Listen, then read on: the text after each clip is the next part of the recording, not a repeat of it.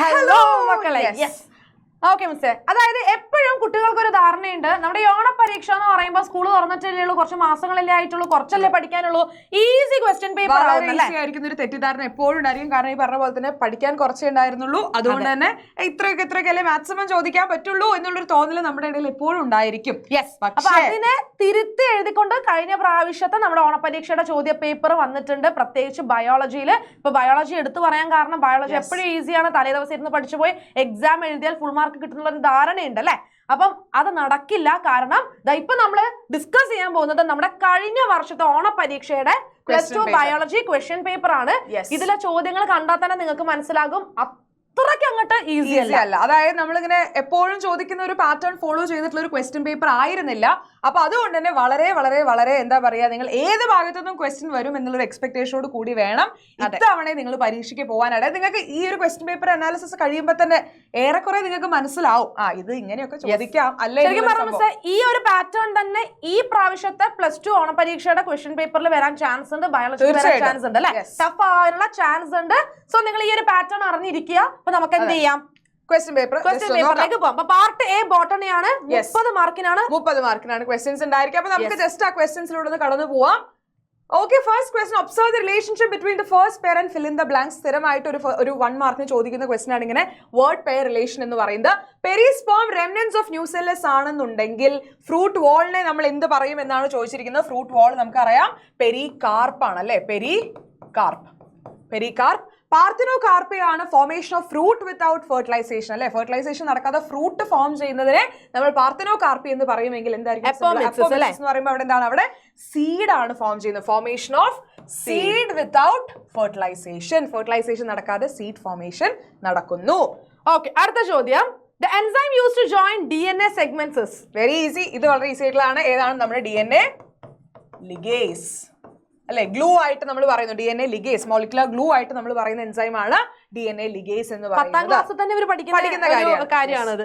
Most resistant organic material on exine of pollen grains. Sporopollenin, cellulose, chitin, pectin. ആലോചിക്കുക ഏതാണ് നമ്മുടെ സ്പോറോപോളിനിൻ. Okay, അപ്പൊ ഇതൊക്കെ 1 മാർക്ക് ക്വസ്റ്റ്യൻസ് ആണ്. മാർക്ക് ഇവിടെ കൊടുത്തിട്ടുണ്ട്, ശ്രദ്ധിക്കുക. TI plasmid used in genetic engineering is obtained from ഏതാണ് Agrobacterium tumefaciens. യെസ്.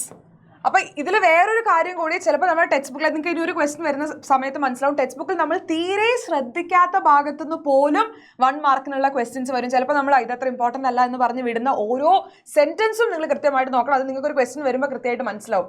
യെസ്, ഈ ക്വസ്റ്റ്യൻ തന്നെയാണ് ഞാൻ ഉദ്ദേശിച്ചത്. Construction of the RDNA accomplished in 1972 by ആൾക്കാരുടെ പേര്. ഇതൊന്നും നമ്മൾ ചിലപ്പോൾ അത്ര കോമൺ ആയിട്ട് ഇത് പ്രീവിയസ് ഇയറിലൊന്നും അങ്ങനെ ഒരുപാട് ചോദിച്ചിട്ടുള്ള ക്വസ്റ്റ്യൻ അല്ല.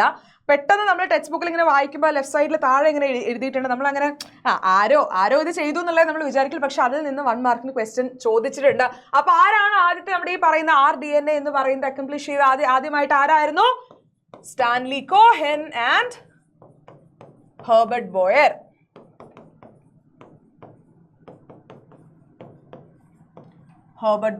യെസ്. അപ്പൊ 1 മാർക്ക് ക്വസ്റ്റ്യൻസ് കംപ്ലീറ്റ് ചെയ്തു. 2 മാർക്കിന്റെ ചോദ്യങ്ങളാണ്. Yes. If the female parent produces bisexual flowers, emasculation is necessary in artificial hybridization. What is emasculation? ഇത് വളരെ ഇമ്പോർട്ടന്റ് ആയിട്ടുള്ള ക്വസ്റ്റ്യൻ ആണ് മക്കളെ. എപ്പോഴും ചോദിക്കുന്ന ആർട്ടിഫിഷ്യൽ ഹൈബ്രിഡൈസേഷന്റെ ഭാഗത്ത് എപ്പോഴും ചോദിക്കുന്ന ഒരു ക്വസ്റ്റ്യൻ ആണ്. എന്താണ് ഇമാസ്കുലേഷൻ, അതിന് ഇമ്പോർട്ടൻസ് എന്താണെന്നുള്ളത്. ഇമാസ്കുലേഷൻ എന്ന് പറഞ്ഞാൽ എന്താണ് മക്കളെ? ആകെ ഇത്രയേ ഉള്ളൂ. എന്താണ്? നമ്മൾ ആന്തർ റിമൂവ് ചെയ്യുന്നു അല്ലെ. റിമൂവൽ ഓഫ് ആന്തർ ഒരു ബൈസെക്ഷൽ ഫ്ലവറിൽ നിന്നും, ബൈസെക്ഷൽ ഫ്ലവർ എന്ന് പറഞ്ഞു കഴിഞ്ഞാൽ 2 male and female reproductive organs ഉള്ള ഫ്ലവേഴ്സ് ആണ്. അത്തരത്തിലുള്ള ഫ്ലവറിൽ നിന്നും നമ്മൾ ആന്തറിനെ എന്ത് ചെയ്യുന്നു? റിമൂവ് ചെയ്യുന്നു. അത് ഡിഹൈസ് ചെയ്യുന്നതിന് മുമ്പ് നമ്മൾ അതിനെ റിമൂവ് ചെയ്യുന്നു. എന്താണ് അതിന്റെ ഇമ്പോർട്ടൻസ് എന്ന് പറയുന്നത്? സോ ദാറ്റ് അൺവാണ്ടഡ് ആയിട്ടുള്ള രീതിയിലുള്ള പോളിനേഷനെ നമുക്ക് എന്ത് ചെയ്യാൻ പറ്റും? നമുക്ക് പ്രിവെന്റ് ചെയ്യാൻ പറ്റും. ആർട്ടിഫിഷ്യൽ അല്ലേ, അതായത് ഡിസൈഡ് പോളൻ ഗ്രെയിൻ മാത്രമേ ഫെർട്ടിലൈസ് ചെയ്യാൻ പാടുള്ളൂ. അപ്പൊ ഡിസൈഡ് പോളന്റെ ഫെർട്ടിലൈസേഷൻ നടത്താൻ വേണ്ടിയിട്ട്, അല്ലെങ്കിൽ ഈ പറയുന്ന അൺവാണ്ടഡ് ആയിട്ടുള്ള പോളൻസിന്റെ ഫെർട്ടിലൈസേഷൻ പ്രിവെന്റ് ചെയ്യാൻ വേണ്ടിയിട്ടാണ് നമ്മൾ എന്ത് ചെയ്ത് ഇമാസ്കുലേറ്റ് ചെയ്യുന്നത്. അതിനുശേഷം നമുക്കറിയാം നമ്മൾ അതിനൊരു ബാഗിലൊക്കെ കെട്ടിവെക്കും. അതാണ് നമ്മൾ പറയുന്ന ബാഗിങ് എന്ന് പറയുന്നതും. അപ്പോൾ ഇത് വളരെ ഇമ്പോർട്ടന്റ് ആയിട്ടുള്ള ഭാഗമാണ്. എപ്പോഴും എനിക്കൊന്ന് സ്ഥിരമായിട്ടൊരു ഒരു എന്താ പറയുക റിപ്പീറ്റഡ് ആയിട്ട് ചോദിക്കുന്ന ചോദ്യമാണ്. അപ്പൊ ഇത് ഇവിടെ പഠിച്ച principles of inheritance and variation എന്ന് പറയുന്ന ചാപ്റ്ററിൽ നിങ്ങൾ പഠിക്കുന്നുണ്ട് മെന്റൽ എക്സ്പെരിമെന്റ്. അവിടെയും സെയിം പ്രോസസ് ആണ്. അപ്പൊ 2 ചാപ്റ്ററും കൂടി സെയിം തിയറി. ഓക്കെ, അടുത്ത 2 മാർക്കിന്റെ ചോദ്യം. Observe the cloning vector and answer the questions. What are the features of cloning vector? ഇതും എപ്പോഴും ചോദിക്കുന്നതാണ്. നമുക്കറിയാം എന്തൊക്കെയാണ് ഫീച്ചേഴ്സ് എന്ന് പറയുന്നത്. ഒറിജിൻ ഓഫ് റെപ്ലിക്കേഷൻ ഓറായി ഉണ്ടായിരിക്കും. സെലക്ടബിൾ മാർക്കേഴ്സ് അല്ലെ, സെലക്ടബിൾ മാർക്കർ. പിന്നെ എന്തൊക്കെയാണ്? ക്ലോണിംഗ് സൈറ്റ്സ് അല്ലെ, മൾട്ടിപ്പിൾ ക്ലോണിംഗ് സൈറ്റ്സ് ഉണ്ടായിരിക്കും. പിന്നെ അതുപോലെ തന്നെ വെക്ടേഴ്സ് അല്ലെ, വെക്ടേഴ്സും. അപ്പൊ ഈ കാര്യങ്ങൾ ഓർത്ത് വെക്കുക. ഇതും സ്ഥിരമായിട്ട് ഇങ്ങനെ ചോദിക്കാറുള്ള ഒരു ചോദ്യം തന്നെയാണ് കേട്ടോ. Write the function of rope in this cloning vector. എന്താണ് റോപ്പിന്റെ ഫംഗ്ഷൻ എന്ന് പറയുന്നത്? ഈ പറയുന്ന പ്ലാസ്മിന്റെ റെപ്ലിക്കേഷൻ ആവശ്യമായിട്ടുള്ള പ്രോട്ടീനെ സിന്തസൈസ് ചെയ്യുക എന്നുള്ളതാണ് ആരുടെ ഫംഗ്ഷൻ? റോപ്പിന്റെ ഫംഗ്ഷൻ എന്ന് പറയുന്നത്. ഓക്കെ, അപ്പൊ അങ്ങനെ തന്നെ എടുത്ത് ചോദിക്കും. കണ്ടോ, ഇതൊന്നും അത്ര എളുപ്പത്തിൽ നമ്മൾ പെട്ടെന്ന് ശ്രദ്ധിക്കുന്ന കാര്യമല്ല. അപ്പൊ അത്രയും മൈന്യൂട്ട് ആയിട്ടുള്ള കാര്യങ്ങൾ വരെ നിങ്ങളടുത്ത് ചോദിക്കും എന്നുള്ളത് ഓർത്ത് വെക്കുക. എനിക്ക് തോന്നുന്നു ഇതില് ആക്ച്വലി ലൈക് ഫീച്ചേഴ്സ് ഒക്കെ കുട്ടികൾ പഠിക്കുകയായിരിക്കും, പക്ഷേ ഈ റോപ്പിന്റെ ഫംഗ്ഷൻ പെട്ടെന്ന് ശ്രദ്ധിക്കാൻ നോട്ട് ചെയ്യാൻ വഴിയില്ല. അപ്പൊ അതും ചോദിച്ചിട്ടുണ്ട്. A typical angiosperm embryo sac is 7-celled 8 nucleated stage. Name the cells that constitute egg apparatus. Yes, egg apparatus എന്ന് പറയുന്നത് എന്തൊക്കെയാണ് വരിക? അതിൽ egg apparatus എന്ന് പറയുമ്പോൾ ഒരു egg cell ഉണ്ടായിരിക്കും. അതുപോലെ തന്നെ ഒരു egg അല്ലേ, ഒരു egg cellഉം 2 synergids കൂടി ചേരുന്നതാണ് നമ്മുടെ egg apparatus എന്ന് പറയുന്നത്.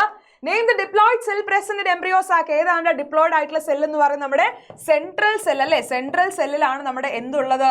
നമ്മുടെ പോളാർ ന്യൂക്ലിയൈ ഉള്ളത്. പോളാർ ന്യൂക്ലിയൈ എന്ന് പറയുന്നത് നമുക്കറിയാം ഡിപ്ലോയിഡ് ആയിട്ടുള്ള കണ്ടീഷനിലായിരിക്കും ഉണ്ടായിരിക്കുക. Yes, next question. Eco R1 അല്ലേ? Yes, is A restriction endonuclease. What do eco R1 represent? ഇതും ചോദിക്കാറുള്ള ഒരു ക്വസ്റ്റ്യൻ ആണ്. പക്ഷെ ഇത് എപ്പോഴും ചോദിക്കാറില്ല, പക്ഷെ ഇത് വളരെ ഇമ്പോർട്ടന്റ് ആണ്. ഓക്കെ, അപ്പൊ ഇക്കോ R1 നമുക്കറിയാം എസ്കറീഷ്യ കോളൈ എന്ന് പറയുന്നതാണ് അല്ലെ, എസ്കറീഷ്യ കോളൈ. അപ്പൊ അതിലെ ഇ എന്ന് പറയുന്നത് എസ്കറീഷ്യയിലെ ഇ, കോളൈയിലെ CO, അതാണ് ഇക്കോ എന്ന് പറയുന്നത്. RY അല്ലെ, RY13 എന്നുള്ളതാണ് ആ സ്ട്രെയിൻ. അപ്പൊ അതിലെ R ആണ് ഇക്കോ R1ലെ R എന്ന് പറയുന്നത്. ഓക്കെ, ഈ ഒരു സ്ട്രെയിൻ R എന്ന് പറയുന്നതാണ് ഇതിലെ RY13ലെ R എന്ന് പറയുന്നത്. ആൻഡ് ദെൻ 1 റെപ്രസെന്റ്സ് എന്താണ്? അതിന്റെ ആ ഒരു ഓർഡർ ഓഫ് ഡിസ്കവറി. ഏത് ഓർഡറിലാണ്? Yes, order of discovery. അതാണ് നമ്മുടെ ആ ഒരു 1 എന്ന് പറയുന്നത് റെപ്രസെന്റ് ചെയ്യുന്നത്. ഇത് ചോദിക്കാം. ഇത് നിങ്ങൾക്ക് ഈ പറയുന്ന പോലെ തന്നെ എപ്പോഴും ചോദിക്കുന്ന ഒരു സംഭവമാണ്. ഇതും നോട്ട് ചെയ്ത് വെക്കുക, വളരെ ഇമ്പോർട്ടന്റ് ആണ്. Yes. How is it possible in oxalis and viola plants to produce assured seed set even in the absence of pollinators? Yes, ഇതും ഈ പറയുന്ന പോലെ തന്നെ ഈ ചാപ്റ്ററിൽ വളരെ കൺഫ്യൂസ് ചെയ്യിപ്പിക്കാവുന്ന ഭാഗങ്ങളാണ്. നിങ്ങൾക്ക് എക്സാമ്പിൾസിൽ നിന്നായിരിക്കും നിങ്ങൾക്ക് ക്വസ്റ്റ്യൻ ചോദിക്കുക. ഇപ്പൊ ഒരു ക്വസ്റ്റ്യൻ ഡയറക്റ്റ് ആയിട്ട് ചോദിച്ചിട്ട് എക്സാമ്പിൾ എഴുതാൻ പറയുന്ന പോലെയല്ല. അതുകൊണ്ട് എക്സാമ്പിൾ നമ്മൾ പഠിച്ചു വെച്ചാലേ നമുക്ക് എന്നിട്ട് നമ്മുടെ അടുത്ത കോൺസെപ്റ്റ് എന്താണെന്ന് ചോദിക്കും. അതുപോലുള്ള ഒരു ക്വസ്റ്റ്യൻ ആണ് ഈ തന്നിരിക്കുന്നത്. അപ്പൊ ഇതിൽ ഓക്സാലിസിലും വയോളയിലും, അപ്പൊ അതൊരു എക്സാമ്പിൾ ആണ്. നിങ്ങൾക്ക് ടെക്സ്റ്റ് ബുക്കിന്റെ മുകളിൽ ഇങ്ങനെ ബ്രാക്കറ്റിൽ എക്സാമ്പിൾ എന്ന് പറഞ്ഞു കൊടുത്ത 4 എണ്ണത്തിലത്തെ 2 എണ്ണം എടുത്ത് ചോദിച്ചിരിക്കും. കുട്ടികൾക്ക് എപ്പോഴും 4 എക്സാമ്പിൾ ഒക്കെ കൊടുക്കുമ്പോൾ 1 പഠിച്ചാൽ പോലെ 2 പഠിച്ചാൽ പോലെ ഏത് വേണമെങ്കിലും ചോദിക്കാം. അതെ, അപ്പൊ അതുകൊണ്ട് തന്നെ ഇത്തരത്തിലുള്ള ക്വസ്റ്റ്യൻസ് എക്സ്പെക്ട് ചെയ്യണം. അപ്പൊ ഓക്സാലിസിലും വയോളയിലും ഈ പറയുന്ന പോലെ തന്നെ പോളിനേറ്റേഴ്സ് ഇല്ലെങ്കിൽ പോലും സീഡ് സെറ്റ് എന്ന് പറയുന്നത് എങ്ങനെയാണ് അവരെ അഷ്വർ ചെയ്യുക? നമുക്കറിയാം കാസ്മോഗാമസ് ഫ്ലവേഴ്സ് ഉണ്ട്, അതുപോലെ തന്നെ ക്ലീസ്റ്റോഗാമസ് ഫ്ലവേഴ്സ് ഉണ്ട്. അപ്പൊ ക്ലീസ്റ്റോഗാമി എന്ന് പറഞ്ഞാൽ എന്താണ്? ക്ലീസ്റ്റോഗാമസ് ഫ്ലവേഴ്സ് എന്ന് പറയുമ്പോൾ എന്താണ്? എപ്പോഴും ക്ലോസ്ഡ് ആയിരിക്കുന്ന, ഓപ്പൺ ചെയ്യാത്ത ഫ്ലവേഴ്സ് ആണ്. ഓപ്പൺ ചെയ്തില്ലെങ്കിൽ എന്താണ്? അതിന്റെ അകത്തുള്ള ഈ പറയുന്ന ഫെർട്ടിലൈസേഷൻ അല്ലെ, പോളൻ ഗ്രെയിൻസ് സ്റ്റിഗ്മയിൽ വന്ന് അവർ തന്നെ ഫെർട്ടിലൈസ് ചെയ്യാനുള്ള സാധ്യത എപ്പോഴും എന്താണ്? 100% ആയിരിക്കും. കാരണം തുറക്കുന്നില്ല, പുറമെ നിന്നൊരു പോളൻ വരാനുള്ള ചാൻസേ ഇല്ല. ക്ലോസ്ഡ് ആയിട്ടുള്ള ഫ്ലവേഴ്സ് ആണ് അല്ലെ, ക്ലോസ്ഡ് ആയിട്ടുള്ള ഫ്ലവേഴ്സ് ആണ്. അതുകൊണ്ട് തന്നെ എന്താണ്? പോളിനേറ്റേഴ്സ് ഇല്ലെങ്കിൽ പോലും അതിന്റെ അകത്ത് എന്ത് നടക്കുന്നുണ്ട്? ഫെർട്ടിലൈസേഷൻ നടന്ന് ഈ പറയുന്ന സീഡ് സെറ്റ് നമുക്ക് എൻഷുർ ചെയ്യാനായിട്ട് പറ്റും. അപ്പൊ ഇതിൽ നമ്മൾ മനസ്സിലാക്കണം, ഇത് ചോദിച്ചിരിക്കുന്ന ക്ലീസ്റ്റോഗാമിയെ പറ്റിയിട്ടാണ് എന്നുള്ളത് നമ്മൾ കൃത്യമായിട്ട് മനസ്സിലാക്കണം. ടെക്സ്റ്റ് ബുക്കിൽ ഇങ്ങനെ തന്നെ ഒരു സ്റ്റേറ്റ്മെന്റും കൊടുത്തിട്ടുണ്ട്. അതായത് ഈ പറയുന്ന അഷ്വർഡ് ആയിട്ടുള്ള seed set even in the absence of pollinators എന്ന് പറഞ്ഞിട്ടുള്ള ഒരു സെന്റൻസ് തന്നെ ഉണ്ട്. അപ്പോൾ അത് കൃത്യമായിട്ട് നോക്കി വെക്കുക. യെസ്. അടുത്ത ചോദ്യം, write notes on micro injection and biolistics. Yes, ഇതും ചോദിക്കാറില്ല. ഇതും വളരെ ഇമ്പോർട്ടന്റ് ആയിട്ടുള്ള ഭാഗമാണ്. അപ്പൊ ഇതും നിങ്ങൾ കൃത്യമായിട്ട് ഓർത്ത് വെക്കുക, ഇമ്പോർട്ടന്റ് ആണെന്നുള്ളത് തന്നെ മാർക്ക് ചെയ്ത് വെക്കുക. മൈക്രോ ഇൻജെക്ഷൻ എന്ന് പറഞ്ഞാൽ എന്താണ്? നമ്മൾ ഡയറക്റ്റ് ആയിട്ട് ന്യൂക്ലിയസിലേക്ക് എന്ത് ചെയ്യുന്നു? DNA ഇൻജെക്ട് ചെയ്യുന്നു അല്ലെ. ഞാനിപ്പോ മാറ്റിയതാ. DNA ഡയറക്ട്ലി ഇൻജെക്റ്റഡ് അല്ലെ, ആ ന്യൂക്ലിയസിലേക്ക് ഡയറക്റ്റ് ആയിട്ട് ഇൻജെക്ട് ചെയ്തു എങ്ങോട്ട്? ന്യൂക്ലിയസിലേക്ക്. ആൻഡ് ദെൻ ബയോലിസ്റ്റിക്സ് എന്ന് പറഞ്ഞാൽ എന്താ?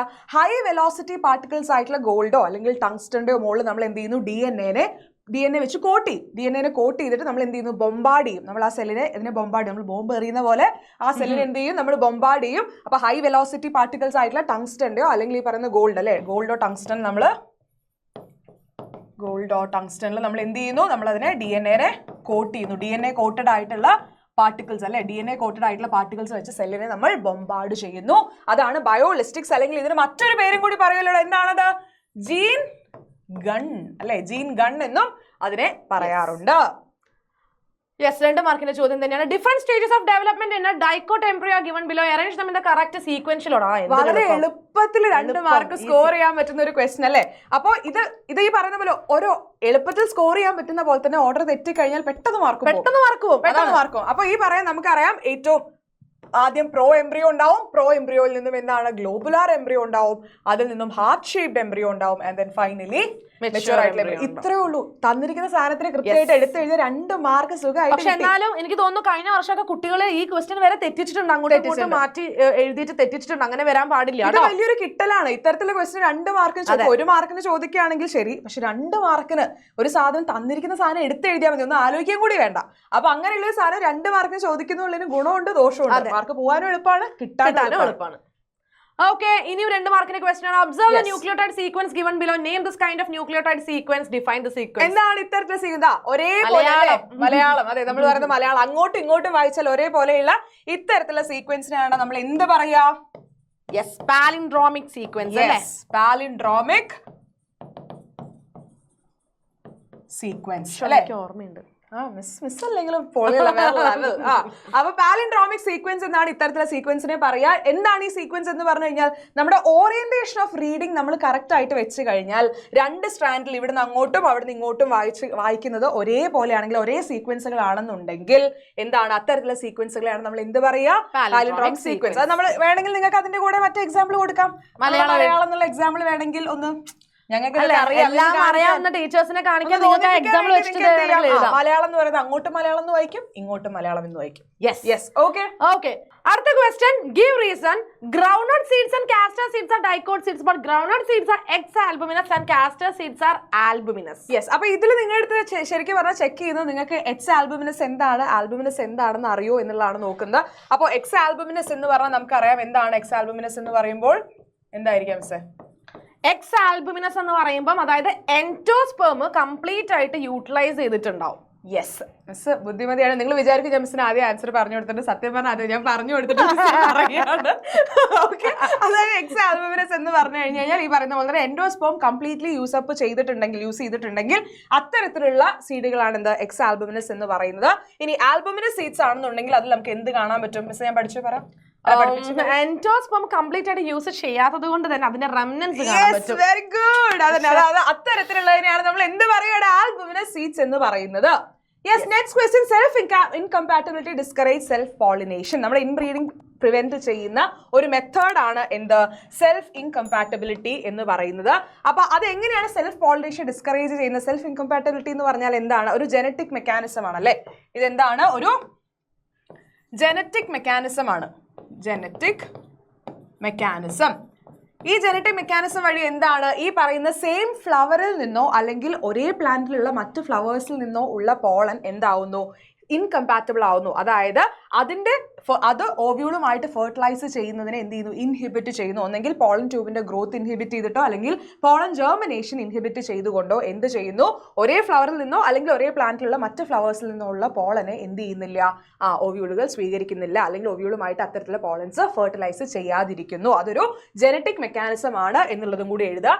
സോ ദാറ്റ് എന്ത് സംഭവിക്കില്ല, സെൽഫ് പോളിനേഷൻ സംഭവിക്കില്ല. Okay. Yes. Next question, a microsporangium is surrounded by 4 layers. Name the first 3 layers and write their function. Another very important question. അപ്പോൾ ആ 4 layers മൈക്രോസ്പൊറാഞ്ചിയത്തിന് ചുറ്റിയിട്ടുള്ള ഏതൊക്കെയാണ് 4 layers എന്ന് പറയുന്നത്? എപ്പിഡെർമിസ് ഉണ്ട്, epidermis, endothelium, middle layer, tapetum. Yes. അപ്പൊ പൊതുവെ miss നമുക്കറിയാം എപ്പോഴും എക്സാമിന് ചോദിക്കുന്ന ഒരു കാര്യമാണ് ഇതാ, ഇവനെയാണ് എപ്പോഴും ചോദിക്കുക, ടപ്പീറ്റത്തിന്റെ ഫംഗ്ഷൻ എന്താ, ടപ്പീറ്റത്തിന്റെ ഫംഗ്ഷൻ. ഇത് ഇങ്ങനെ റിപ്പീറ്റഡ് ആയി 2 മാർക്സ് ചോദിക്കും. ഞാൻ വരെ പഠിച്ചിട്ടുണ്ട്. അതെ, യെസ്. കഴിഞ്ഞ തവണ അമൽ സാറിന്റെ കൂടെ ലൈവിന് കയറുമ്പോഴേ ഞാൻ എപ്പോഴൊക്കെ ലൈവ് ലൈക്ക് ബോട്ടണി കഴിഞ്ഞിട്ടല്ലേ സോളജി കയറണേ, എപ്പോഴൊക്കെ ലൈവ് തീരാനായി എന്ന് പറഞ്ഞ് തുറക്കുമ്പോഴോ അപ്പോഴൊക്കെ ടപ്പീറ്റം പറഞ്ഞുകൊണ്ടിരിക്കും. അപ്പൊ എപ്പോഴും ടപ്പീറ്റത്തെ അവർ ചോദിക്കുമ്പോൾ കഴിഞ്ഞ തവണ 23-ല് എന്ത് ചെയ്തു, ടപ്പീറ്റത്തിന് വിട്ട് അവരെന്ത് ചെയ്തു, ബാക്കി 3 ലെയേഴ്സിനെ പിടിച്ചു. അപ്പൊ നമ്മൾ ആദ്യം എഴുതേണ്ട ആ ഫസ്റ്റ് 3 ലെയേഴ്സ് എന്ന് പറയുമ്പോൾ ആലോചിക്കുക പുറമേ നിന്ന് അകത്തേക്കാണ്. അപ്പൊ ഏറ്റവും പുറമെ എപ്പിഡേർമിസ്, എൻഡോതീഷ്യം, മിഡിൽ ലെയർ, പിന്നെയാണ് ടപ്പീറ്റം. സോ ആദ്യത്തെ 3 ലെയേഴ്സ് എന്ന് പറയുമ്പോൾ ഇവർ 3 പേരുമാണ്. ഇവരുടെ ഫംഗ്ഷൻ എന്താണെന്ന് ചോദിച്ചു കഴിഞ്ഞാൽ ഒന്ന് നമുക്കറിയാം എന്താണ് പ്രൊട്ടക്ഷൻ എന്നുള്ളതും, അതുപോലെ തന്നെ എന്താണ് ഡെഹിസെൻസിന് വേണ്ടിയിട്ടും, അതുപോലെ തന്നെ ഡെഹിസെൻസിന് വേണ്ടിയിട്ടും ഹെൽപ്പ് ചെയ്യുന്നു. അപ്പൊ ആ ഫംഗ്ഷൻസും കൂടി എഴുതി വെക്കുക. ഓക്കെ, അടുത്ത ക്വസ്റ്റ്യനിലേക്ക് പോവാം. Figure given below depicts gel electrophoresis. Explain the principle behind it and how do you visualize DNA fragments? Yes. അപ്പൊ എന്താണ് ജെൽ ഇലക്ട്രോഫോറസിന്റെ പ്രിൻസിപ്പിൾ എന്ന് പറയുന്നത്? DNA എന്ത് ചെയ്യുന്നു? DNA എന്ന് പറയുന്നത് അതിന്റെ സൈസ് അനുസരിച്ച്, DNA എന്ന് പറയുന്ന സൈസ് അനുസരിച്ചിട്ട് എന്ത് ചെയ്യുന്നു, ഫ്രാഗ്മെന്റുകൾ സെപ്പറേറ്റ് ചെയ്യുന്നു. ഫ്രാഗ്മെന്റ്സ് എന്ത് ചെയ്യുന്നു, ഫ്രാഗ്മെന്റ്സ് സെപ്പറേറ്റ് ചെയ്യും. നമുക്കറിയാം ചെറിയ ഫ്രാഗ്മെന്റ് ആണെങ്കിൽ എന്ത് ചെയ്യും, പെട്ടെന്ന് മൂവ് ചെയ്യും. വലിയ വലിയ ഫ്രാഗ്മെന്റുകളാണെങ്കിൽ സ്ലോ ആയിട്ട് മൂവ് ചെയ്യും. അപ്പോൾ സൈസ് അനുസരിച്ച് DNA ഫ്രാഗ്മെന്റുകൾ എന്ത് ചെയ്യാണ്, സെപ്പറേറ്റ് ചെയ്യപ്പെടുന്നു എന്നുള്ളതാണ് അതിന്റെ പ്രിൻസിപ്പിൾ എന്ന് പറയുന്നത്. അതുപോലെ DNA എന്ന് പറയുന്നത് നെഗറ്റീവ്ലി ചാർജ്ഡ് ആയതുകൊണ്ട് തന്നെ അത് പോസിറ്റീവ്ലി ചാർജ്ഡ് ആനോഡിലേക്ക് മൂവ് ചെയ്യും. ഇലക്ട്രിക് ഫീൽഡിന്റെ പ്രസൻസിൽ പോസിറ്റീവ്ലി ചാർജ്ഡ് ആയിട്ടുള്ള ആനോഡിലേക്ക് പോകുന്നു. ഇനി അടുത്ത question, how do you visualise DNA fragment? ഒരൊറ്റ ഉത്തരം, ഒരു സാധനം എഴുതിയാൽ മാത്രമേ അതിന് മാർക്ക് കിട്ടൂ. ആ ഒരു കെമിക്കൽ നെയിം അത് എഴുതിയാൽ മാത്രമേ നിങ്ങൾക്ക് ഇവിടെ മാർക്ക് വീഴുള്ളൂ. അതിന് വേണ്ടിയിട്ടാണ് ആ ചോദ്യം ചോദിച്ചിരിക്കുന്നത്. Ethidium bromide. എത്തിഡിയം ബ്രോമൈഡ് എന്ന് പറയുന്നത്. അപ്പൊ എത്തിഡിയം ബ്രോമൈഡ് വെച്ച് സ്റ്റെയിൻ ചെയ്ത് ശേഷം അതിന് എന്ത് ചെയ്യുന്നു, UV ലൈറ്റിലാണ് നമ്മൾ എന്ത് ചെയ്യുന്നത്, നമ്മൾ എക്സ്പോസ് ചെയ്യുന്നത്. അങ്ങനെ ചെയ്യുമ്പോൾ നമുക്ക് എന്ത് ചെയ്യാൻ പറ്റും, നമുക്ക് ഈ പറയുന്ന DNA ഫ്രാഗ്മെന്റുകളെ കാണാനായിട്ട് സാധിക്കും. വിസിബിൾ ലൈറ്റിൽ അത് പോസിബിൾ അല്ല. അപ്പോൾ UV ലൈറ്റിൽ നമുക്ക് കാണണമെന്നുണ്ടെങ്കിൽ അതിന് നമ്മൾ എന്ത് ചെയ്യുന്നു, എത്തിഡിയം ബ്രോമൈഡ് വെച്ചിട്ട് സ്റ്റെയിൻ ചെയ്യുന്നു. അപ്പൊ ഈ ഒരു വാക്ക് എത്തിഡിയം ബ്രോമൈഡ് എന്ന് അവിടെ ഇല്ലെങ്കിൽ ആ ഒരു മാർക്ക് പോയി. അതെ, യെസ്. അടുത്തത് 3 മാർക്കിന്റെ ക്വസ്റ്റ്യനിലേക്ക് നമ്മൾ പോവാണ്. In large number of plants, pollination is carried out by insects. List out 4 characters of flowers that helps in insect pollination and give 2 examples for such flowers. ഈസിയാണ്. അതായത് ഇൻസെക്ട് പോളിനേഷൻ ചെയ്യുമ്പോൾ കുറച്ചും കൂടി നമുക്ക് എഴുതാൻ പറ്റുന്ന കാര്യമായിരിക്കും. അതുകൊണ്ട് ഞാൻ മിസ്സിനോട് ചോദിക്കട്ടെ എന്തൊക്കെയായിരിക്കും 4 ഇത് പറഞ്ഞ് പഠിപ്പിക്കാതെ തന്നെ പറഞ്ഞോട്ടെ. അതെ, പഠിപ്പിക്കാതെ തന്നെ പറയും. നോക്കട്ടെ. ഒന്ന്, കളർഫുൾ ആവണം. Yes, very good. കളർഫുൾ ആയിട്ടുള്ള ഫ്ലവേഴ്സ് ആയിരിക്കും. സോ ദാറ്റ് എന്ത് ചെയ്യുന്നു, ഇൻസെക്ട്സിനെ അട്രാക്ട് ചെയ്യാനായിട്ട്. പിന്നെ നെക്ടർ. Very good. എന്താണ് നെക്ടർ? വരുന്നത് ഫുഡിനാണല്ലോ, തേൻ വേണല്ലോ, നെക്ടർ വേണം. പിന്നെ നെക്ടർ. പിന്നെ പിന്നെന്താ, ഫ്രാഗ്രൻസ്. അതെ, അപ്പൊ ഫ്രാഗ്രൻസ് എന്ന് പറയുന്നത് മറ്റൊരു പോയിന്റ് ആണ്. ഫ്രാഗ്രൻസ് വഴിയും എന്താണ് ഇത്തരത്തിൽ ഇൻസെക്ട്സ് അട്രാക്റ്റഡ് ആവും. അതുപോലെ തന്നെ ലാർജ് ആയിട്ടുള്ള ഫ്ലവേഴ്സ് ആയിരിക്കും മിക്കവാറും. ഇനി അല്ല, ചെറിയ ഫ്ലവേഴ്സ് ആണെന്നുണ്ടെങ്കിൽ അവരെന്ത് ചെയ്യും, ഒരു ഇൻഫ്ലോറസൻസ് ഫോം ചെയ്തിട്ട് അട്രാക്ട് ചെയ്യാൻ പറ്റുന്ന രീതിയിലായിട്ട് അതിന്റെ ഫ്ലവേഴ്സിനെ മാറ്റും. ലാർജ് ആയിട്ടുള്ള ഫ്ലവേഴ്സ് ആയിരിക്കും. അതുപോലെ തന്നെ സ്റ്റിക്കി. Yes, very good. ഏതാണ് ഇത്? എവിടെ വായിച്ചു വന്ന പോലെ ഉണ്ടല്ലോ, പെട്ടെന്ന്. എന്നാൽ അങ്ങനെയല്ല. സ്റ്റിക്കി ആയിട്ടുള്ള പോളൻ ഗ്രെയിൻസ് ആയിരിക്കും. സോ ദാറ്റ് ഇത് ഇൻസെക്ട്സിന്റെ കയ്യിലും അവിടെ ഇവിടെ ഒക്കെ എന്താണ് ഒട്ടിപ്പിടിച്ചിട്ട് അതെന്ത് ചെയ്യും, പോളിനേഷന് വേണ്ടിയിട്ട് ഹെൽപ്പ് ചെയ്യും. ആൻഡ് ഗിവ് എനി 2 എക്സാമ്പിൾസ് ആണ് ചോദിക്കുന്നത്. ഏതെങ്കിലും 2 എക്സാമ്പിൾസ്. റോസ് എഴുതാം, അല്ലെങ്കിൽ സൺഫ്ലവർ എഴുതാം, അതും അല്ലെങ്കിൽ ചൈന റോസ് എഴുതാം. അങ്ങനെ ഏതെങ്കിലും 2 ഫ്ലവേഴ്സിന്റെ എക്സാമ്പിളും എഴുതുക. യെസ്. അടുത്ത question, double fertilization is a characteristic feature of angiosperms. What are the events in double fertilization and identify ABCD? Yes, ഇതും ഭയങ്കര ഇമ്പോർട്ടന്റ് ആണ്. ഇത് നിങ്ങൾക്ക് സത്യം പറഞ്ഞു കഴിഞ്ഞാൽ ഫൈനൽ എക്സാമിലടക്കം ചിലപ്പോ ചോദിക്കാവുന്ന ഒരു ചോദ്യമാണ്. ഈ പറയുന്ന പോലെ തന്നെ, അതായത് ചിലപ്പോഴൊക്കെ നമ്മുടെ ഫസ്റ്റ് ടേമിലുള്ള ക്വസ്റ്റ്യൻസ് ഒക്കെ നമുക്ക് ഫൈനൽ എക്സാമിനൊക്കെ ചോദിക്കാം. അപ്പൊ അങ്ങനെ വരുന്ന സമയത്ത് ഈ ഒരു ഡബിൾ ഫെർട്ടിലൈസേഷൻ സ്ഥിരമായിട്ട് ചോദിക്കുന്ന ഒരു ഭാഗമാണ്. Which are the events in double fertilization? നമുക്കറിയാം 2 മെയിൽ ഗമീറ്റുകൾ ഉണ്ടാവും. 2 മെയിൽ ഗമീറ്റിൽ ഒരു മെയിൽ ഗമീറ്റ് എന്ത് ചെയ്യുന്നു, എഗ്ഗുമായിട്ട് ഫ്യൂസ് ചെയ്യുന്നു, അല്ലെ? ഒരു മെയിൽ ഗമീറ്റ് എന്ന് പറയുന്നത്, അപ്പൊ നമുക്ക് ഇവിടെ അതിന്റെ കൂടെ ഫിൽ ചെയ്യാം. എഗ്ഗുമായിട്ട് ഫ്യൂസ് ചെയ്തിട്ട് എന്ത് ഫോം ചെയ്യുന്നു, ഡിപ്ലോയിഡ് ആയിട്ടുള്ള സൈഗോട്ട് ഫോം ചെയ്യുന്നു. ഈ സൈഗോട്ട് പിന്നീട് എന്താണ്, എംബ്രിയോ ആയിട്ട് വളരും, എംബ്രിയോ ആയിട്ട് മാറും. ഇനി അടുത്ത മെയിൽ ഗമീറ്റ് എന്ത് ചെയ്യുന്നു, ആദ്യം ഇത് പറയാം. മെയിൽ ഗമീറ്റ് എഗ്ഗുമായിട്ട് ഫ്യൂസ് ചെയ്യുന്നതാണ് നമ്മൾ എന്ത് പറയുന്നത്, സിംഗമി എന്ന് പറയുന്നത്. അതിനെയാണ് നമ്മൾ എന്ത് പറയാ, സിംഗമി. അപ്പൊ അതാണ് ഒരു ഇവന്റ് എന്ന് പറയുന്നത്. ഡബിൾ ഫെർട്ടിലൈസേഷനിലെ ഒരു ഇവന്റ് എന്ന് പറയുന്നത് സിംഗമിയാണ്. ഇനി രണ്ടാമത്തെ മെയിൽ ഗമീറ്റ് എന്ത് ചെയ്യും, നമ്മുടെ പോളാർ ന്യൂക്ലിയേ, അല്ലെ, ഡിപ്ലോയിഡ് ആയിട്ടുള്ള പോളാർ ന്യൂക്ലിയയുമായിട്ട് ഫ്യൂസ് ചെയ്തിട്ട് എന്ത് ഫോം ചെയ്യും, പ്രൈമറി എൻഡോസ്പെർം ന്യൂക്ലിയസ്. ട്രിപ്ലോയിഡ് ആയിട്ടുള്ള ഇതും ഈ പ്ലോയിഡേയും നിങ്ങൾ പഠിച്ചു വെക്കണം. കാരണം ഇത് നിങ്ങൾക്ക് ക്വസ്റ്റ്യനിൽ ട്രിപ്ലോയിഡ് ആയിട്ടുള്ളത് ഏത്, ഡിപ്ലോയിഡ് ആയിട്ടുള്ളത് ഏത് എന്നായിരിക്കും എക്സാമിന് ചോദിക്കുക. അപ്പോൾ ആ പ്ലോയിഡി കൂടി നിങ്ങൾ പഠിച്ചു വെക്കുക. ഈ ഒരു, അതായത് മെയിൽ ഗമീറ്റ് പോളാർ ന്യൂക്ലിയായിട്ട് ഫോം ചെയ്തിട്ട് പ്രൈമറി എൻഡോസ്പെർം ന്യൂക്ലിയസ് ഉണ്ടാവും. അതിൽ നിന്ന് എന്താണ് എൻഡോസ്പെർം.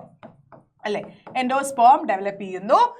ഇതിനെയാണ് നമ്മൾ എന്ത് പറയുന്നത്? ഈ പറയുന്ന മെയിൽ ഗമീറ്റ് പോളാർ ന്യൂക്ലിയായിട്ട് ഫ്യൂസ് ചെയ്യുന്നതിനെ നമ്മൾ എന്ത് പറയും? Triple fusion. Triple fusion.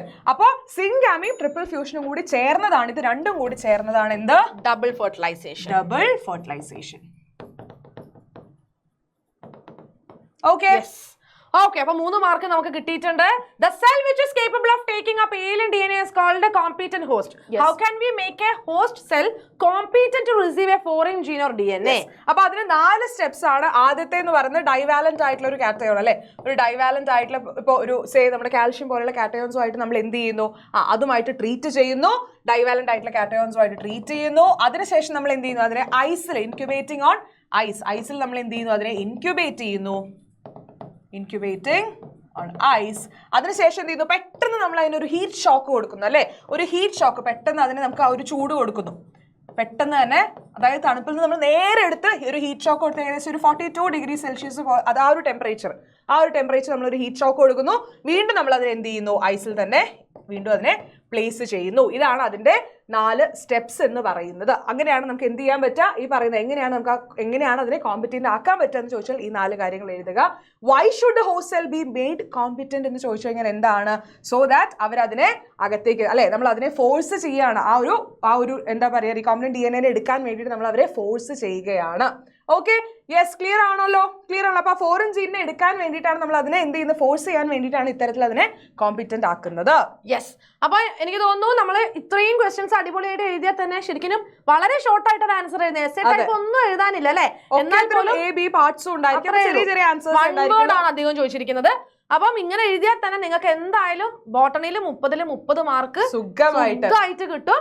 അങ്ങനെയാണെങ്കിൽ നമുക്ക് എന്ത് ചെയ്യാം? നമ്മുടെ പാർട്ട് ബി സുവോളജിയാണ്. സുവോളജിക്ക് 30 മാർക്കാണ് കേട്ടോ. അപ്പൊ 30 + 30 60 മാർക്കിനാണ് യെസ് നമ്മുടെ ചോദ്യങ്ങൾ വരാൻ പോകുന്നത്. അപ്പൊ സുവോളജിയിലെ ഫസ്റ്റത്തെ question, mitotic division of zygote results in the formation of blastomeres is called. അതായത് നമുക്കറിയാം ഫെർട്ടിലൈസേഷന് ശേഷം ആദ്യം ഉണ്ടാവുന്നത് എന്താണ്? അതായത് ഒരു ഡിപ്ലോയിഡ് സൈഗോട്ട് ആയിരിക്കും അല്ലെ.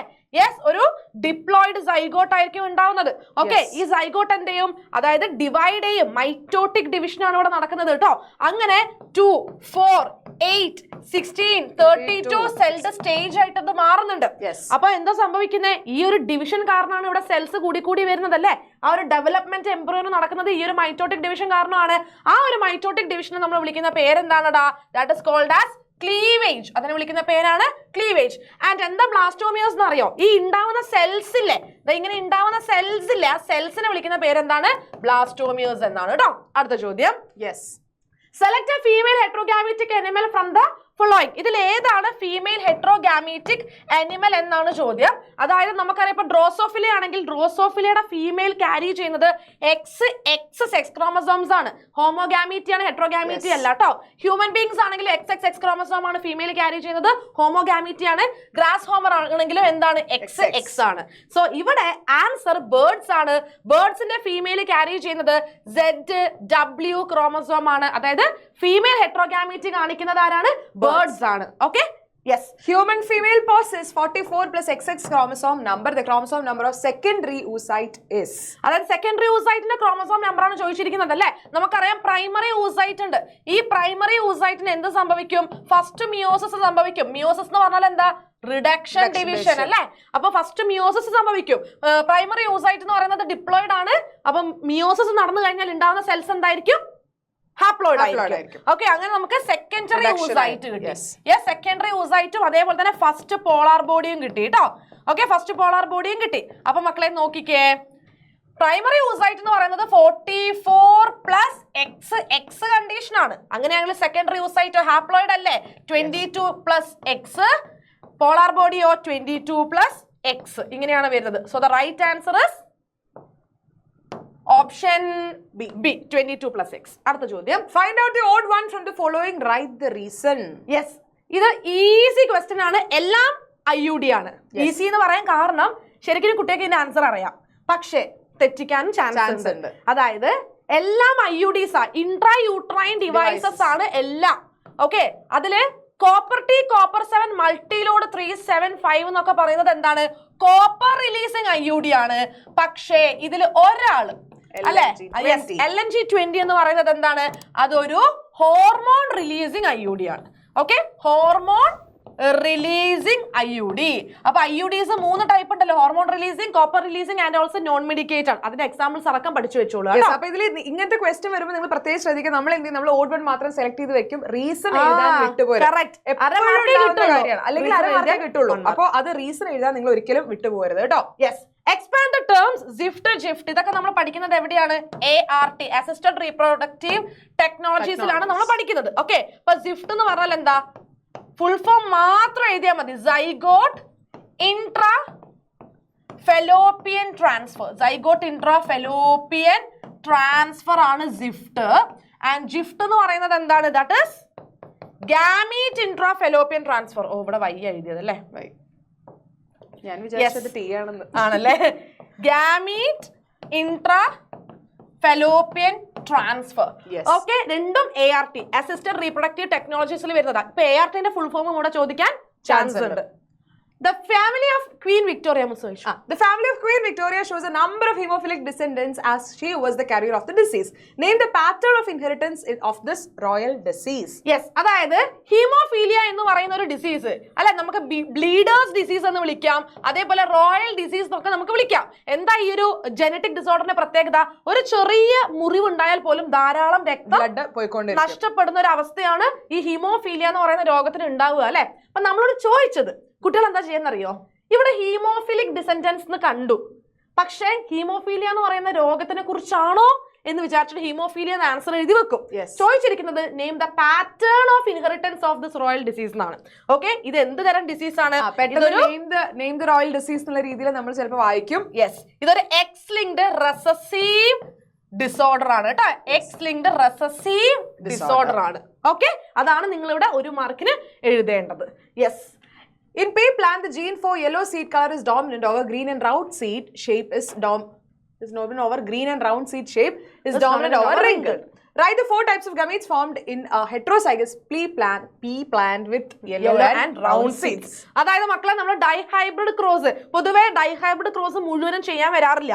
മോണോ ഹൈബ്രിഡ് ക്രോസിൽ നിന്നാണ് ക്രോസ് ചെയ്യാനായിട്ട് വരില്ല, പ്രോബ്ലംസ് വരില്ല. അപ്പം ഈ ഒരു ഡൈഹൈബ്രിഡ് ക്രോസിൽ നിന്ന് 2 മാർക്കിന് വളരെ എളുപ്പമുള്ള ഒരു ചോദ്യമാണ് ഇവിടെ ചോദിച്ചിരിക്കുന്നത്. നമുക്കറിയാം, ഡൈഹൈബ്രിഡ് ക്രോസ് ചെയ്യുന്ന സമയത്ത് 2 ക്യാരക്ടേഴ്സ് വെന്റിൽ എടുത്തിട്ടുണ്ടായിരുന്നു അല്ലെ. അതില് ഒന്ന് സീഡിന്റെ കളറാണ്. ഓക്കെ, അതായത് yellow seed colour is dominant and green എന്ന് പറയുന്നത് എന്താണ്? റെസസീവ് ആണ്. അതേപോലെ സീഡിന്റെ ഷേപ്പ് എടുത്തു, റൗണ്ട് ഡോമിനന്റും റിംഗിൾ എന്ന് പറയുന്നത് റെസസീവ് ആണ്. അങ്ങനെ നമുക്ക് F1 ജനറേഷനിൽ നമുക്ക് കിട്ടിയത് capital Y, small y, capital R, small r. അതായത് യെല്ലോ സീഡ് കളറും റൗണ്ട് സീഡ് ഷേപ്പും ഉള്ള കുഞ്ഞുങ്ങളെയാണ് മൊത്തത്തിൽ കിട്ടിയിരിക്കുന്നത്. അപ്പൊ ഇതിൽ നിന്ന് നമ്മൾ F2 കണ്ടുപിടിക്കാനായിട്ട് ഗാമീറ്റ്സിനെ എഴുതണം അല്ലെ. അപ്പൊ ഒറ്റൊന്നുമില്ല, അല്ല സോറി, ഒറ്റൊന്നുമില്ല എന്തൊക്കെയുണ്ടല്ലോ, അതല്ല, ഒന്നുമില്ല, വളരെ സിമ്പിൾ ആണ്. നിങ്ങൾ ഇത് മാത്രം ശ്രദ്ധിക്കുക. ക്യാപിറ്റൽ Yക്ക് ക്യാപിറ്റൽ ആറിനെ കിട്ടണ്ടേ? ക്യാപിറ്റൽ Yക്ക് സ്മോൾ ആറിനെയും കിട്ടണം. അതേപോലെ സ്മോൾ വൈക്ക് ക്യാപിറ്റൽ ആർ കിട്ടണം, സ്മോൾ വൈക്ക് സ്മോൾ ആറിനെ കിട്ടണം. കണ്ടോ? അപ്പൊ 4 ഗാമീറ്റ്സ് ആ ചോദിച്ചിരിക്കുന്നത്. 4 ഗാമീറ്റ്സ് നമ്മളിവിടെ എഴുതി കഴിഞ്ഞു. ഇത്രയേ ഉള്ളൂ, സിമ്പിൾ. 2 മാർക്കിന്റെ വളരെ 2 മാർക്ക് സത്യം പറഞ്ഞാൽ ഇത് നേരത്തെ പറഞ്ഞ ഒരു നല്ല കിട്ടലാണ്. അതായത് എളുപ്പത്തിൽ എഴുതാവുന്ന സംഭവം, പക്ഷെ നിങ്ങൾക്ക് 2 മാർക്ക് കിട്ടുകയും ചെയ്യും. Yes. Suggest the ART which may be successful in the following conditions. A female cannot produce ovum but can provide suitable environment for fertilization and further development. Yes, അതായത് ഫീമെയിലിന് ഓവം ഉണ്ടാക്കാൻ പറ്റുന്നില്ല, പക്ഷെ അവർക്ക് പ്രഗ്നൻസി മെയിൻറ്റെയിൻ ചെയ്യാനുള്ള health conditions ഒക്കെ ഉണ്ട്. അപ്പൊ എന്ത് ചെയ്താൽ മതി? ഒരു ഹെൽത്തി ഡോണറിൽ നിന്ന് ഓവം എന്ത് ചെയ്താൽ മതി? സ്വീകരിച്ചാൽ മതി അല്ലെ. അപ്പൊ ആ ഒരു ഓവം കളക്ട് ചെയ്തിട്ട് ഈ ഒരു ഫീമെയിലിന്റെ ഫെലോപ്പിയൻ ട്യൂബിലേക്ക് നമ്മൾ ട്രാൻസ്ഫർ ചെയ്ത് കൊടുക്കും. അതാണ് നമ്മൾ വിളിക്കുന്ന പേരാണ് ജിഫ്റ്റ് അല്ലെ. Gamete intra fallopian transfer. Male partner is unable to inseminate the female or has very low sperm count. അതായത് പുരുഷൻ ഇവിടെ ഫീമെയിൽ ബോഡിന്റെ ഉള്ളിൽ ഇൻസെമിനേറ്റ് ചെയ്യാൻ പറ്റുന്നില്ല. അതേപോലെ തന്നെ വേറൊരു കേസും ഉണ്ട്. അതായത് ചിലപ്പം അവർക്ക് എന്താവും? ലോ സ്പേം കൗണ്ട് ആയിരിക്കും. അപ്പൊ എന്താ സംഭവിക്കാന്ന് വെച്ചാൽ ഒന്നുമില്ല, സിമ്പിൾ ആയിട്ട് ആർട്ടിഫിഷ്യൽ ഇൻസെമിനേഷൻ അല്ലെ. അതായത് നമ്മൾ എന്താ ലൈക്ക് സ്പേമിനെ കളക്ട് ചെയ്തിട്ട് ആർട്ടിഫിഷ്യലി ഫീമെയിൽ റീപ്രൊഡക്റ്റീവ് ട്രാക്റ്റിൽ വെജൈനയിലേക്കോ യൂട്രസിലേക്കോ എന്ത് ചെയ്യുക? ആർട്ടിഫിഷ്യൽ ആയിട്ട് ഇൻസെമിനേറ്റ് ചെയ്ത് കൊടുക്കുക എന്നുള്ളതാണ്. അതിൽ തന്നെ യൂട്രസിലേക്ക് ഇൻസെമിനേറ്റ് ചെയ്യുകയാണെങ്കിൽ അതിനെ നമ്മൾ IUI, ഇൻട്രാ യൂട്രൈൻ ഇൻസെമിനേഷൻ എന്നാണ് വിളിക്കുന്നത് കേട്ടോ. Yes. When the urine sample of a lady is tested presence of human chorionic gonadotropin is detected. What is the presence of HCG indicate? അതായത് ഇപ്പം ഒരു സ്ത്രീ ഇപ്പൊ നമ്മൾ സ്വതവേ വീടുകളിലാണെങ്കിൽ പോലും പ്രഗ്നന്റ് ആണോ എന്ന് അവർ അറിയണമെങ്കിൽ മെഡിക്കൽ ഷോപ്പിൽ പോയിട്ട് ഒരു പ്രഗ്നൻസി കിറ്റ് വാങ്ങിക്കും, യൂറിൻ സാമ്പിൾ ഉറ്റിച്ചു കൊടുക്കും, ഡബിൾ ലൈൻ വീണാൽ പ്രഗ്നന്റ് ആണെന്ന് പറയുന്നു. അപ്പൊ ആ യൂറിനിൽ എന്തോ ഒരു സാധനം ഉണ്ടല്ലേ, അതുകൊണ്ടാണ് അവിടെ പ്രഗ്നൻസി പോസിറ്റീവ് ആയത്. അതെന്താ സംഭവം? ഹ്യൂമൻ കൊറിയോണിക് ഗോണാഡോട്രോപ്പിൻ എന്ന് പറയുന്ന എന്താ പറയാ ഹോർമോൺ. ആ ഹോർമോൺ ഉള്ളത് കൊണ്ടാണ് അവർ എന്തായത് പ്രഗ്നന്റ് ആണെന്ന് നമുക്ക് ആ ടെസ്റ്റിലൂടെ മനസ്സിലാക്കാൻ പറ്റിയത്. ഇപ്പൊ പ്രഗ്നന്റ് ആയിട്ടുള്ള ആൾക്കാരുടെ യൂറിനിൽ എന്തുണ്ടാകും? ഈ HCG ഉണ്ടാകും. സോ ഇറ്റ് ഇൻഡിക്കേറ്റ്സ് എന്താണ്? പ്രഗ്നൻസി. ഓക്കെ, അടുത്തത് which is the source of HCG? അതായത് ഈ ഒരു ഹ്യൂമൻ കൊറിയോണിക് ഗോണാഡോട്രോപ്പിൻ എന്ന് പറയുന്ന ഹോർമോണിനെ പ്രൊഡ്യൂസ് ചെയ്യുന്നത് ആരാണ്? പ്ലാസെന്റ. ഓക്കെ, അതൊരു പ്ലാസെന്റൽ ഹോർമോൺ ആണ് കേട്ടോ, അത്ര മാത്രം എഴുതിയാൽ മതി. Yes. Given below is the diagrammatic representation of human blastocyst. Observe the diagram and answer the following questions. അപ്പൊ ഈ കൊടുത്തിരിക്കുന്നത് എന്താണ്? ബ്ലാസ്റ്റോസിസ്റ്റ് ആണ്. നിങ്ങൾക്ക് അറിയാലോ, ഇംപ്ലാന്റേഷൻ സംഭവിക്കുക ബ്ലാസ്റ്റോസിസ്റ്റിന്റെ സ്റ്റേജിലുള്ള എംബ്രിയോനായിരിക്കും കേട്ടോ. ഓക്കെ, അപ്പം ഈ ഔട്ടർ മോസ്റ്റ് ലെയർ എന്ന് പറയുന്നത് ട്രോഫോബ്ലാസ്റ്റ് ആണ്. ട്രോഫോബ്ലാസ്റ്റ് ആണ്. ആൻഡ് ഈ ഉള്ളിലുള്ള അല്ലല്ലേ എന്ന് പറയുന്നത് മാറി അങ്ങോട്ടും ഇങ്ങോട്ടും. അതെന്താ പറയാ, ഇവരെ ആരോ മാർക്ക് ഭയങ്കര കൺഫ്യൂസിംഗ് ആണ്, അങ്ങോട്ട് നീങ്ങിണ്ടോ ഇല്ലോ എന്നുള്ളത്. അതെ, അപ്പൊ ഈ എ എന്ന് പറയുന്നത് ഇന്നർ സെൽമാസ് ആണ്. ഓക്കെ, ഉള്ളിൽ കാണുന്ന ഇന്നർ സെൽമാസ് അല്ലെ. ആൻഡ് ബി എന്ന് പറയുന്നത് ഔട്ടർ മോസ്റ്റ് ലെയർ. അപ്പൊ അതായിരിക്കും എന്ത്? ട്രോഫോബ്ലാസ്റ്റ്. ഓക്കെ, നമ്മളോട് ചോദ്യം കൂടി ചോദിച്ചിട്ടുണ്ട്, write the functions of A and B. അപ്പൊ മക്കളെ, ഇന്നർ സെൽമാസ് ആണ് എംബ്രിയോ ആയിട്ട് ഡെവലപ്പ് ചെയ്യുക, ട്രോഫോബ്ലാസ്റ്റ് ആണ് പ്ലാസന്റ ആയിട്ട് ഡെവലപ്പ് ചെയ്യുക. ആൻഡ് ഓൾസോ ഞാൻ നേരത്തെ പറഞ്ഞൊരു പോയിന്റും കൂടി ഓർക്കുക, അതായത് നമുക്കറിയാം യൂട്രസിന് 3 ലെയേഴ്സ് ഉണ്ട്. അതിൽ ഇന്നർ മോസ്റ്റ് ലെയർ എന്ന് പറയുന്നത് എൻഡോമെട്രിയം ആണ്. ഈ എൻഡോമെട്രിയത്തില് ബ്ലാസ്റ്റോസിസ്റ്റ് വന്നിട്ട് ഇങ്ങനെ അറ്റാച്ച്ഡ് ആവും, അതാണല്ലോ ഇംപ്ലാന്റേഷൻ. ഓക്കെ, അപ്പൊ അതില് ഈ ട്രോഫോബ്ലാസ്റ്റ് ആണ് ഈ എൻഡോമെട്രിയത്തിൽ വന്നിട്ട് എന്താവുന്നത്? ഇങ്ങനെ ഒട്ടിപ്പിടിച്ച് ഉറച്ചു നിൽക്കുന്നത്, അറ്റാച്ച് ചെയ്യുന്നത് കേട്ടോ. Okay, yes. Sex of the child is determined by father, not by mother. Do you agree with this? 10th ക്ലാസ്സിലും സ്ഥിരമായിട്ട് ചോദിക്കുന്ന ഒരു 10th നിങ്ങളോട് ചോദിക്കുന്ന ഒരു ക്വസ്റ്റൻ ആണ് ഈ പറയുന്ന പോലെ തന്നെ അല്ലെ. അതായത് സെക്സ് ഡിറ്റർമിൻ ചെയ്യുന്നത് അച്ഛനാണ് അമ്മയല്ല എന്ന് പറഞ്ഞിട്ടുള്ള സംഭവം. ഓക്കെ, അപ്പൊ സിമ്പിൾ ആണ്. അതായത് ഇപ്പൊ നമുക്കറിയാലോ, ഫീമെയിലിന് സെക്സ് ക്രോമസോംസ് ഏതൊക്കെയാണ് മിസ്സേ? എക്സും. ഇപ്പൊ മെയിൽ അച്ഛനാണെങ്കിൽ എക്സും വൈയും ആയിരിക്കും. ഓക്കെ, അപ്പം എക്സ് വൈ എക്സ് ഇതില് എക്സ് വന്നാൽ ഉണ്ടാകുന്ന കുട്ടി എന്ന് പറയുന്നത് ഫീമെയിൽ. ഗേൾ ചൈൽഡ് അല്ലെ, പെൺകുട്ടിയാണ്. ഇനി അഥവാ എക്സ് വൈ വന്നാൽ ബോയ് ആണ്. ഞാൻ എല്ലാം എഴുതുന്നില്ല കേട്ടോ, ജസ്റ്റ് 2 മാത്രമേ എഴുതിയിട്ടുള്ളൂ. സോ ഇവിടെ എക്സ് ക്രോമസോം ആയിരിക്കും എപ്പോഴും എഗ്ഗിൽ ഉണ്ടാവുക. പക്ഷെ വരുന്ന ചില സ്പേം എക്സ് ക്രോമസോമിനെ ക്യാരി ചെയ്താൽ ചിലത് എന്തായിരിക്കും? വൈനായിരിക്കും ക്യാരി ചെയ്യുക. അപ്പൊ ഈ വൈ വന്ന് ഈ എക്സ് ഉള്ള എഗ്ഗിനെ എന്താ പറയാ ഫെർട്ടിലൈസ് ചെയ്താൽ അവിടെ ആൺകുട്ടി ജനിക്കുന്നുള്ളൂ. അല്ലെങ്കിൽ എക്സ് ക്രോമസോം ക്യാരി ചെയ്യുന്ന സ്പേം വന്നിട്ട് എക്സ് ക്രോമസോം ക്യാരി ചെയ്യുന്ന അതിനെ ഫെർട്ടിലൈസ് ചെയ്യുമ്പോൾ പെൺകുട്ടിയാണ്. സോ ബേസിക്കലി സ്പേമിനെയാണ് അത് എന്ത് ചെയ്യുന്നത്? സ്പേം ആണ് ഡിസൈഡ് ചെയ്യുന്നത്. അതെ, അപ്പൊ സ്പേം ഉണ്ടാക്കുന്നത് അച്ഛനല്ലേ? അച്ഛനാണ് ഇവിടെ ജനിക്കാൻ പോകുന്ന കുഞ്ഞിന്റെ സെക്സിനെ ഡിറ്റർമിൻ ചെയ്യുന്നത്. ഓക്കെ, ഇതിനൊരു ടേമും കൂടി മിസ് പറയാനുണ്ട്. അതായത് ഇപ്പം ആണ്, അതായത് മെയിലാണ് ഈ ഒരു ഡിഫറെന്റ് ടൈപ്സ് ഓഫ് ഗാമീറ്റ്സിനെ ഉണ്ടാക്കുന്നതെങ്കിൽ അതിനെ നമ്മൾ മെയിൽ ഹെട്രോഗാമീറ്റി എന്നാണ് വിളിക്കുക കേട്ടോ. ഓക്കെ, അപ്പൊ ഹ്യൂമൻ ബീങ്സിന്റെ കേസിലൊക്കെ മെയിലാണ് ഹെട്രോഗാമീറ്റിക് 2 ടൈപ്സ് ഓഫ് ഗാമീറ്റ്സിനെ ഉണ്ടാക്കുന്നത്. ഈ ഒരു ടേമും കൂടി നിങ്ങൾ ഇവിടെ തന്നെ പഠിച്ചു വെച്ചോളൂ കേട്ടോ. യെസ്, അടുത്ത question. A couple have 2 daughters. The blood group of husband and wife is O. What is the possible blood groups? What are the possible blood groups of the children should have? Yes, അതായത് ചോദ്യം like കപ്പിളിന് 2 പെൺകുട്ടികളുണ്ട്. ആ ഒരു statement relevant ആണോ അല്ലയോ എന്ന് നിങ്ങളൊന്ന് ഇപ്പൊ ആലോചിച്ച് വെച്ചോളൂ. പറഞ്ഞിരിക്കുന്നത് അച്ഛനും അമ്മയ്ക്കും എന്താണ്? O ബ്ലഡ് ഗ്രൂപ്പാ. O ബ്ലഡ് ഗ്രൂപ്പ് ആണെങ്കിൽ നമുക്കറിയാം സ്മോൾ ഐ ആണ് കണ്ടീഷൻ അല്ലേ? അല്ല, ഇങ്ങനെയാണ് എന്ത് വരുന്നത്? ആ ഒരു ജീനോ ടൈപ്പ് വരുന്നത് സ്മോൾ ഐ. അപ്പൊ സ്മോൾ ഐ ആണെങ്കിൽ നിങ്ങൾ ഇങ്ങനെ മനസ്സിലാക്കിയാൽ മതി, ഐ അതായത് ഉണ്ടാകുന്ന എല്ലാ കുട്ടികൾക്കും എന്ത് ബ്ലഡ് ഗ്രൂപ്പ് തന്നെയാണ്? O ബ്ലഡ് ഗ്രൂപ്പ് തന്നെയായിരിക്കും കേട്ടോ. Okay, yes. അപ്പം കുട്ടികളുടെ blood group O blood group. Whether any change in blood group will occur if they have 2 sons instead of daughters. Substantiate your answer. അതായത് അവർക്ക് ഇപ്പൊ ഉള്ളത് 2 പെൺകുട്ടികളാണ്, അതിന് പകരം അവർക്ക് ആൺകുട്ടികളാണെങ്കിൽ ബ്ലഡ് ഗ്രൂപ്പിൽ എന്തെങ്കിലും മാറ്റം ഉണ്ടാവുമോ എന്നാണ് ചോദ്യം. ഓക്കെ, ഇതാണ് ഞാൻ പറഞ്ഞത് ഈ ഒരു ക്വസ്റ്റ്യൻ പേപ്പർ കുറച്ച് ബുദ്ധിമുട്ടാണെന്ന്. കാരണം ഇങ്ങനത്തെ ചോദ്യങ്ങൾ പൊതുവേ വരാറില്ല. അപ്പൊ നിങ്ങളൊന്ന് മനസ്സിലാക്കുക. ഇപ്പൊ ബ്ലഡ് ഗ്രൂപ്പ് എന്ന് പറയുന്ന ആ ഒരു ക്യാരക്ടറിനെ കൺട്രോൾ ചെയ്യുന്ന ജീനും അതിന്റെ അലീലുകളും ഒക്കെ ഇരിക്കുന്നത് ഓട്ടോസോമിലാണ്, സെക്സ് ക്രോമസോമിലല്ല. ഓക്കെ, അപ്പൊ ഓട്ടോസോമിൽ ആയതുകൊണ്ട് തന്നെ ഇവിടെ ജെൻഡറിന്റെ കാര്യത്തിൽ ഒരു കൺഫ്യൂഷനും വേണ്ട. ആണോ പെണ്ണോ ആയിക്കോട്ടെ, ബ്ലഡ് ഗ്രൂപ്പ് അത് തന്നെ ആയിരിക്കും. ഓക്കെ, അപ്പൊ നിങ്ങൾക്ക് അറിയാലോ ബ്ലഡ് ഗ്രൂപ്പിനെ കൺട്രോൾ ചെയ്യുന്ന അലീലുകൾ ഏതൊക്കെയാണടാ? IA, IB, small I. അതായത് I എന്ന് പറയുന്ന ജീനാണ്. അപ്പൊ ഈ ജീൻ ഇരിക്കുന്നത് ഓട്ടോസോമില, സെക്സ് ക്രോമസോമിലല്ല. So blood group is not a sex linked character. അത്ര മാത്രം എഴുതിയാൽ മതി. Okay. Distinguish between chromosomal disorder and Mendelian disorder. Write one example for each. Yes, chromosomal disorder. Chromosomal disorder എന്ന് പറയുന്നത് നമുക്കറിയാം, നമുക്ക് മൊത്തം 23 ജോഡി, അതായത് 46 ക്രോമസോം ആണുള്ളത് അല്ലേ? ഈ ക്രോമസോമിന്റെ നമ്പർ ഈക്വൽ ആവാത്തൊരവസ്ഥയാണ് ക്രോമസോമൽ ഡിസോർഡറിന് കാരണം. അതായത് ക്രോമസോം ഒന്നില്ലെങ്കിൽ എക്സസ് ആവുക, കൂടുക, 46 എന്നുള്ളത് 47 ആവുക, അല്ലെങ്കിൽ ഇതിന്റെ ആബ്സെൻസ് കുറയുക, 45 ആവുക. അപ്പൊ ക്രോമസോമിന്റെ നമ്പറിൽ ചേഞ്ച് വന്നു, അല്ലെങ്കിൽ ക്രോമസോമിന്റെ അറേഞ്ച്മെന്റിൽ മാറ്റം വന്നു. ഇതൊക്കെയാണ് ക്രോമസോമൽ ഡിസോർഡറിന് കാരണം. Example Down syndrome, Turner syndrome, Klinefelter syndrome, ഇങ്ങനെ ഏതെങ്കിലും ഒന്ന് നിങ്ങൾ എഴുതിയാൽ മതി അല്ലെ? ഒന്നല്ലേ ചോദിച്ചിട്ടുള്ളൂ?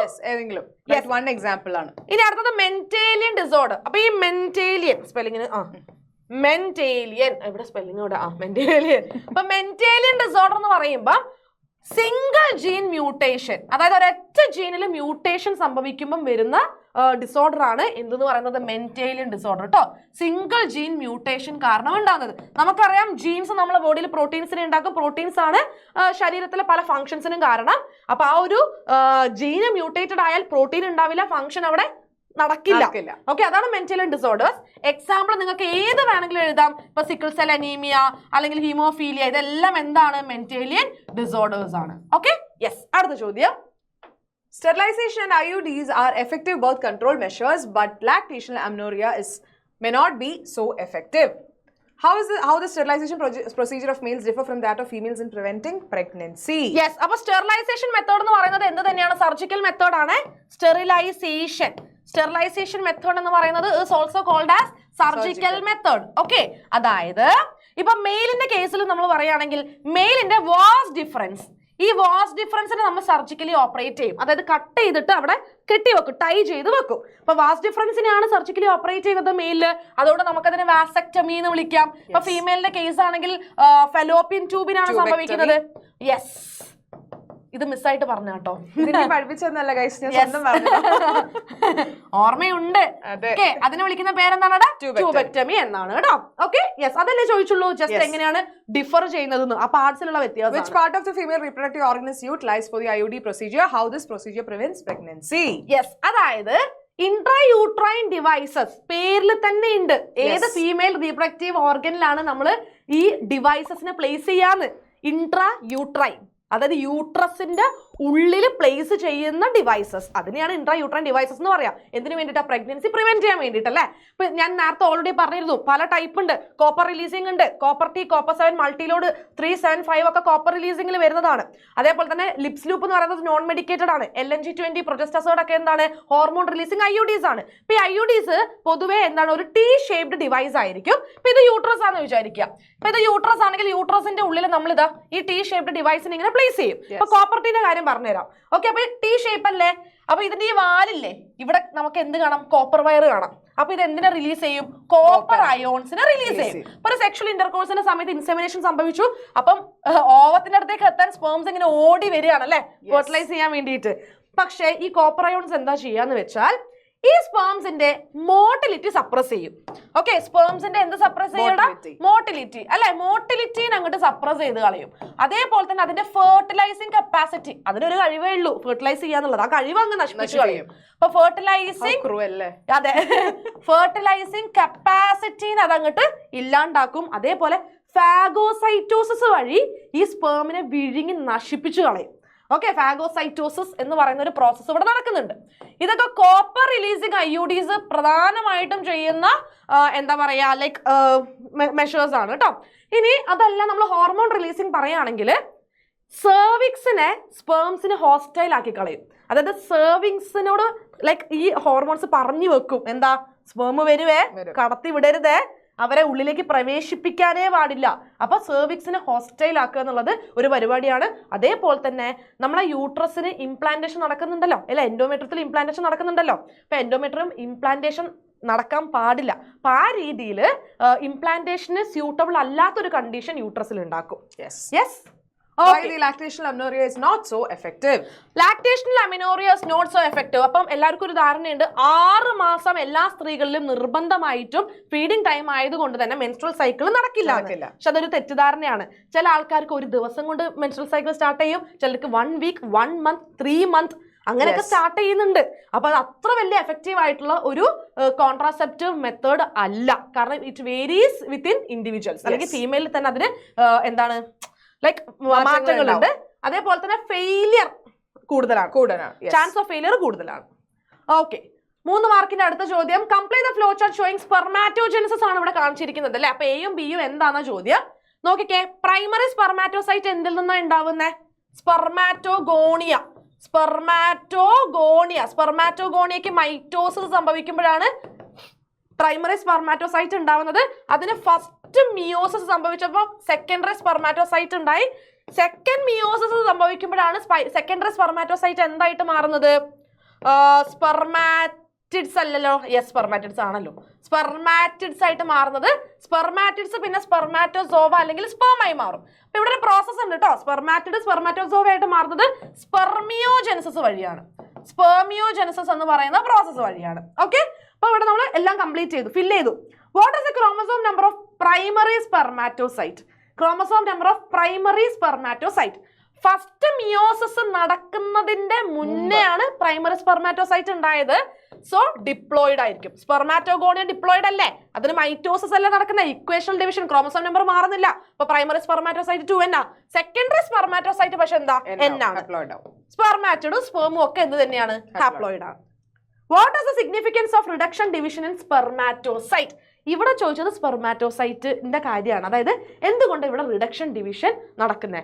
ഇതേപോലെ ഫീമെയിലും റിഡക്ഷൻ ഡിവിഷൻ തന്നെയല്ലേ നടക്കുന്നത് അല്ലെ, മിയോസിസ് തന്നെയാണ് നടക്കുന്നത് അല്ലെ. അതുകൊണ്ടാണ് സ്പെർം ആണെങ്കിലും ഓവ് ആണെങ്കിലും ഹാപ്ലോയിഡ് ആവുന്നത്. അപ്പൊ നിങ്ങളൊന്ന് ആലോചിച്ച് നോക്ക്, അച്ഛനിൽ നിന്ന് വരുന്ന ഗാമീറ്റും അമ്മയിൽ നിന്ന് വരുന്ന ഗാമീറ്റും, അതായത് സ്പെർമും ഓവും ക്യാരി ചെയ്യുന്നത് ലൈക്ക് നമുക്ക് എപ്പോഴും ഉള്ള പോലെ കംപ്ലീറ്റ് ആയിട്ട് ഒരു സെല്ലിലുള്ള 46 ക്രോമസോം ആണെങ്കിൽ ഫെർട്ടിലൈസ് ചെയ്ത് ഉണ്ടാവുന്ന സൈഗോട്ടിൽ 92 ക്രോമസോം ഉണ്ടാവും. അതൊരിക്കലും ഒരു മനുഷ്യജീവി ആയിരിക്കില്ല. അപ്പൊ ഉണ്ടാവുന്ന കുഞ്ഞുങ്ങളിൽ നമുക്ക് ഈ ക്രോമസോമിന്റെ നമ്പർ മെയിൻറ്റെയിൻ ചെയ്യണം, 46 പിടിച്ചു നിർത്തണം.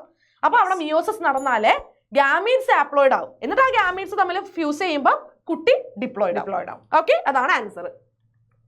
യെസ്, അടുത്തത് മാച്ച് ദ ഫോളോയിങ്. ഇവിടെ കൊടുത്തിരിക്കുന്നത് എനിക്ക് തോന്നുന്നു എല്ലാം ക്രോമസോമൽ ഡിസോർഡേഴ്സ് ആണ് കേട്ടോ. മാച്ച് ചെയ്താൽ മതി. Down syndrome. ഇപ്പൊ ഡൗൺ സിൻഡ്രോം എന്ന് പറയുമ്പോൾ ഓട്ടോസോമൽ ട്രൈസോമി 21, 21ാമത്തെ ജോഡി ഓട്ടോസോം 2 ആയി നിൽക്കുന്നതിന് പകരം 3 ആയിട്ട് നിൽക്കും. അപ്പൊ ടോട്ടൽ നമ്പർ ഓഫ് ക്രോമസോം എത്രയായി? അതായത് യെസ് 45 ഓട്ടോസോംസ് ആയി അല്ലെ. യെസ് 45 ഓട്ടോസോംസ് ആയി. സെക്സ് ക്രോമസോമില് മാറ്റമില്ല, XX അല്ലെങ്കിൽ XY. അതായത് മൊത്തത്തിലുള്ള ക്രോമസോം നമ്പർ 47 ആവും കേട്ടോ. അതായത് 46 + 1 47. ഇത് എവിടെ എഴുതുക? യെസ് 47 ആവും. ഓക്കെ, ഇനി അതിന്റെ മാച്ച് ചെയ്യണ്ടേ? യെസ് ക്യാരക്ടർ അല്ലെ. Down syndrome, furrowed tongue, partially opened mouth. Okay, അതായത് നാക്കിൽ കുറെ ഇങ്ങനെ വരകൾ ഉണ്ടാവും. അതേപോലെ തന്നെ വായ എപ്പോഴും പകുതി തുറന്നിരിക്കും. അടുത്തത് ടേണർ സിൻഡ്രോം. ടേണർ സിൻഡ്രോം എന്ന് പറയുമ്പോൾ പൊതുവെ സ്ത്രീകൾക്ക് XX ആണ് സെക്സ് ക്രോമസോം, പക്ഷേ ഒരു X ക്രോമസോം ഇല്ല.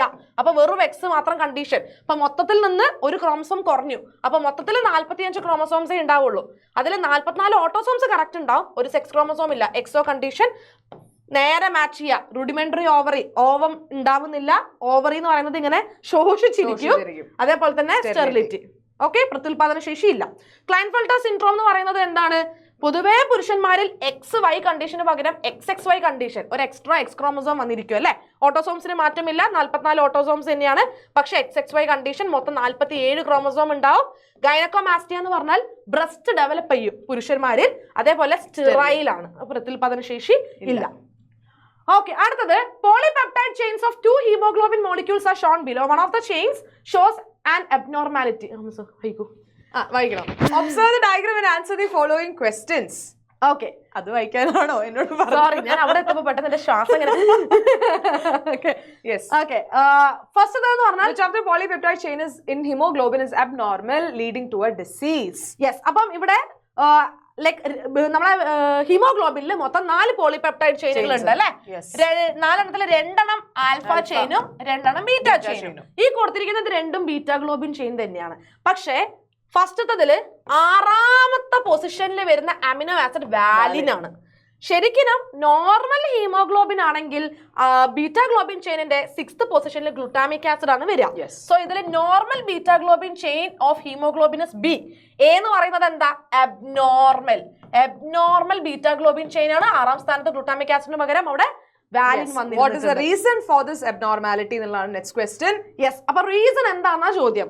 അതായത് മക്കളെ നോക്കിക്കേ, ഈ 6ാം സ്ഥാനത്ത് ഗ്ലൂട്ടാമിക് ആസിഡിന് പകരം വാലിൻ വന്നിരിക്കുന്നു എന്നുള്ളതാണ് ഇവിടുത്തെ റീസൺ വരുന്നത്. അപ്പൊ എന്താ സംഭവിക്കാന്ന് വെച്ചാൽ നോർമൽ ബീറ്റാഗ്ലോബിൻ ചെയിൻ ഉണ്ടാവേണ്ട സ്ഥാനത്ത് അബ്നോർമൽ ബീറ്റാഗ്ലോബിൻ ചെയിൻ ഉണ്ടാവും. അപ്പൊ ഹീമോഗ്ലോബിൻ മൊത്തം ഡിഫക്റ്റീവ് അല്ലെ. ഡിഫക്റ്റീവ് ചെയിൻ കാരണം ഹീമോഗ്ലോബിൻ മൊത്തത്തിൽ എന്തായി? ഡിഫക്റ്റീവ് ആയി. അപ്പൊ ഹീമോഗ്ലോബിന്റെ പോളിമറൈസേഷൻ സംഭവിക്കും. ഓക്കെ, പോളിമറൈസേഷൻ സംഭവിക്കും. ഹീമോഗ്ലോബിൻ ഇരിക്കുന്നത് എവിടെ? RBCയിലല്ലേ? RBCയിലാണ് ഇരിക്കുന്നത് അല്ലെ. അപ്പൊ നോർമലി നമ്മൾ RBC എന്ന് പറഞ്ഞാൽ ഇങ്ങനെ ബൈകോൺകേവ് ഡിസ്ക് ഷേപ്പാ. അപ്പൊ ഹീമോഗ്ലോബിൻ പോളിമറൈസ്ഡ് ആകുമ്പം RBC വളഞ്ഞ് ഇങ്ങനെ കേർവ്ഡ് ആയി അതൊരു സിക്കിൾ ഷേപ്പിലേക്ക് മാറും. ഓക്കെ, അതാണ് സിക്കിൾ സെൽ അനീമിയ. അപ്പൊ ഡിസീസ് ഏതാന്ന് കിട്ടിയല്ലോ, sickle cell anaemia. Okay, yes. What will be the effect of this change in polypeptide chain? അപ്പൊ ഈ ഒരു ചെയിനിൽ മാറ്റം വന്നത് കൊണ്ട് ഉണ്ടാവുന്ന എഫക്ട് എന്താണെന്ന ചോദ്യം. അപ്പൊ നിങ്ങൾ നോക്കിക്കേ, നോർമൽ ആയിട്ട് RBC ഉണ്ടാവുന്നതിന് പകരം വളഞ്ഞ് അരിവാള് പോലെയാണ് RBC ഇരിക്കുന്നത് അല്ലേ. അപ്പൊ നമ്മളെ ബ്ലഡ് വെസൽ ഉണ്ടാവില്ലേ, ഈ ബ്ലഡ് വെസലില് ഇങ്ങനെ വട്ടം വട്ടമുള്ള RBCക്ക് സുഖമായിട്ട് മൂവ് ചെയ്യാൻ പറ്റും, ഫ്ലോ ചെയ്യാൻ പറ്റും. പക്ഷെ ഈ വളഞ്ഞിരിക്കുന്ന ആള് ബ്ലഡ് വെസലിൽ എവിടെയെങ്കിലും പോയിട്ട് ഇങ്ങനെ കെട്ടിക്കിടക്കും. അപ്പൊ കെട്ടിക്കിടന്ന് ലാസ്റ്റ് RBC നശിച്ചു പോകും. അപ്പൊ RBC ഇങ്ങനെ കുറഞ്ഞു വരും. അതിനനുസരിച്ച് നമുക്ക് അനീമിയ എന്ന് പറയുന്ന പ്രശ്നങ്ങൾ വരും. അത് മാത്രമല്ല, ഈ RBC ഇങ്ങനെ വട്ടത്തിൽ ഇരിക്കുമ്പോഴാണ് ഹീമോഗ്ലോബിനും നല്ല കുട്ടപ്പനായിട്ട് ഇരിക്കുകയല്ലേ, കാരണം നോർമൽ ഹീമോഗ്ലോബിൻ ആണ്. അപ്പൊ അവർക്ക് ഓക്സിജൻ ക്യാരിങ് കപ്പാസിറ്റി കൂടുതലായിരിക്കും. പക്ഷെ ഇങ്ങനെ ഹീമോഗ്ലോബിൻ പോളിമറൈസേഷൻ സംഭവിച്ച RBC ഇങ്ങനെ സിക്കിൾ ഷേപ്പിലേക്ക് മാറിയപ്പം അവിടെ ഓക്സിജൻ ക്യാരിങ് കപ്പാസിറ്റി നന്നായിട്ട് കുറയും. ഓക്കെ, അതാണ് നിങ്ങൾ റീസൺ ആയിട്ട് എഴുതേണ്ടത്. അത്രയേ ഉള്ളൂ. STDs present a major health concern in both industrialized and developing countries. What do you mean by STDs? Yes, STD എന്ന് പറഞ്ഞാൽ എന്താണ്? ഇതൊരു സ്ഥിരം ചോദ്യമാണ്. Very very very important. Yes, sexually transmitted diseases അല്ലേ. അതും എനിക്ക് പറഞ്ഞു തരാതെ ഞാൻ പറഞ്ഞു. യെസ്, നെയിം 2 STDs എന്നാണ് ചോദ്യം. നിങ്ങൾക്ക് ഏത് വേണമെങ്കിലും എഴുതാം. അതായത് ക്ലെമിഡയാസിസ് എഴുതാം,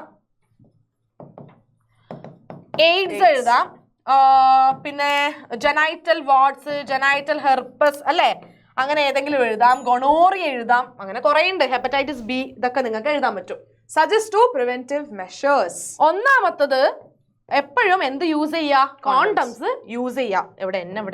യെസ്, കോണ്ടംസ് യൂസ് ചെയ്യാന്നുള്ളതാ. പിന്നെ മൾട്ടിപ്പിൾ പാർട്ട്നേഴ്സുമായിട്ടുള്ള സെക്ഷൽ പ്രാക്ടീസ് ഒഴിവാക്കുക. പിന്നെ ഒരാൾ യൂസ് ചെയ്ത നീഡില് സിറിഞ്ച് മറ്റൊരാൾ ഉപയോഗിക്കാതിരിക്കുക. പിന്നെ ബ്ലഡ് ട്രാൻസ്ഫ്യൂഷന്റെ സമയത്തൊക്കെ വളരെയധികം ശ്രദ്ധിക്കുക എന്നുള്ളതൊക്കെയാണ് പ്രിവെന്റീവ് മെഷേഴ്സ് കേട്ടോ. Okay, the first child of a couple is affected with phenylketonuria.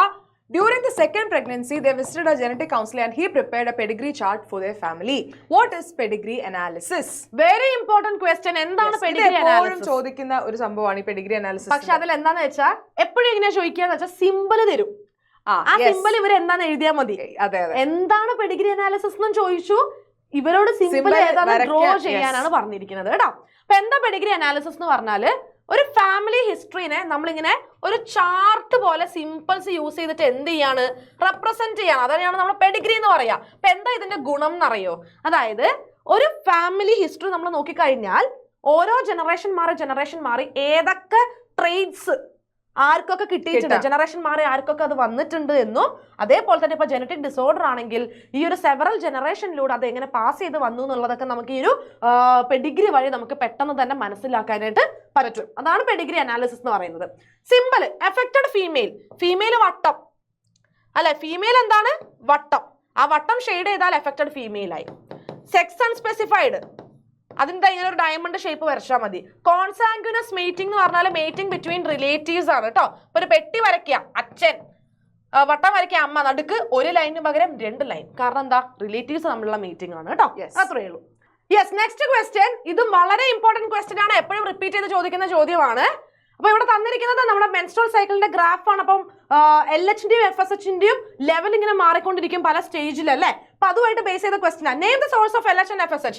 നമുക്കറിയാം ഇത് രണ്ടും പിറ്റ്യൂട്ടറി ഹോർമോൺസ് ആണ്. ജസ്റ്റ് പിറ്റ്യൂട്ടറി ഗ്ലാൻഡ് എന്ന് മാത്രം എഴുതി വെച്ചാൽ മതി. The level of LH is maximum during the middle day of cycle. Mention its effect. നമുക്കറിയാം, അതായത് ഏകദേശം 14ാമത്തെ ദിവസം എത്തുമ്പോഴേക്ക് LH പീക്കിൽ പോകും. അതിനെ LH സർജ് എന്നാണ് നമ്മൾ വിളിക്കുന്നത് അല്ലേ. അപ്പൊ LH കൂടുന്നതിനനുസരിച്ച് എന്താ സംഭവിക്കുക, നമ്മുടെ ഗ്രാഫിയൻ ഫോളിക്കിൾ ഇങ്ങനെ പൊട്ടാൻ റെഡി ആയിട്ട് നിൽക്കും. ലാസ്റ്റ് ഗ്രാഫിൻ ഫോളിക്കിൾ പൊട്ടും, റപ്ചർ ചെയ്യും, എന്നിട്ട് ഓവുലേഷൻ നടക്കും. അപ്പൊ ഓവത്തിന് അവരെന്ത് ചെയ്യും, ഫെലോപ്പിയൻ ട്യൂബിലേക്ക് ഓവർ റിലീസ് ചെയ്യും. ഓക്കെ, അപ്പൊ ഓവുലേഷൻ നടക്കണമെങ്കിൽ LH ഇവിടെ പീക്കിൽ പോകണം. That is 14th day of the cycle കേട്ടോ. Okay, note the function of LH in mail.